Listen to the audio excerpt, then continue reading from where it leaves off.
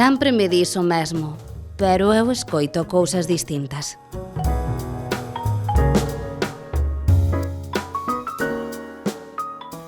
Esta é unha das frases que compoñen Pifostio, de Samuel París, unha obra na que todo e nada ten sentido, no que a comedia é un drama e no que o drama é unha comedia. Un libro no que o narrativo e o poético se fusionan ao tempo en que o absurdo e a clarividencia camiñan da man. Todo un Pifostio a sentir e a pensar.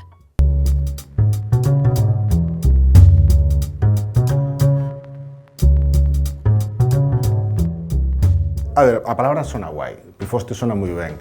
E despois, aparte, facíame bastante gracia o tema de pillar unha palabra que non fora galega, porque Pifostio non está nin na RAG, nin no Volga, nin nada.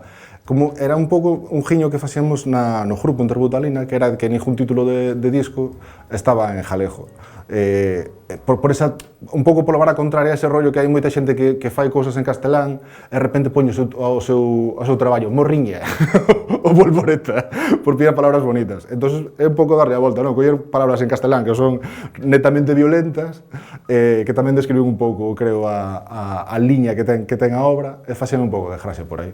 E colou, Pifostio.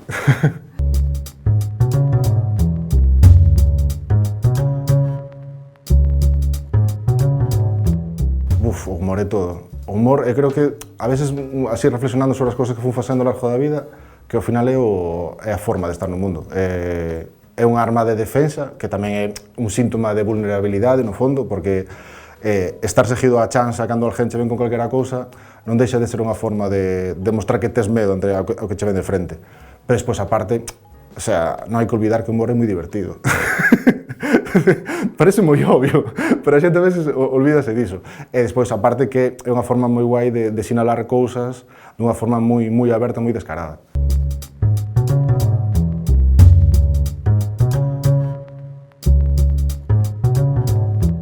A liña entre narrativa e poesía, para min é moi difusa, non? Sempre se fala que a boa literatura, ou a literatura, no fondo, que teña un pouco de valor, pois seguramente ten sempre algo de poesía.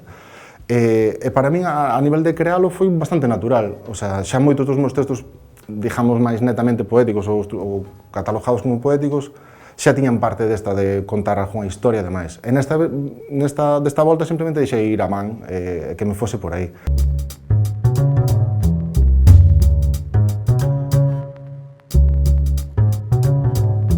Eu pensaba que certos textos eran os que mellor iban callar e todo iso, pero estame demostrando que hai tantos lectores e lectoras como persoas, obviamente. E realmente hai xente que engancha con un texto que eu pensaba que ia pasar máis en segundo plano, pero as reaccións están sendo moi positivas, que eu, no fondo, tamén tiña un medo, porque, primeiro, era entrar nun terreo no que todavía non pisara, ao que lle teño moito respeto, que é o mundo, digamos, máis narrativo, e despois tamén porque o libro en sí ten unha forma bastante complexa, non? A xente está acostumada, pois, se é un libro de unha colección de relatos, que todos vayan moito máis fiados, e aquí cada un vai por un lado. Podría escoller o libro, abrilo en calquera páxina, despois volverlo a abrir en outro sitio e pensar que é unha cousa totalmente diferente.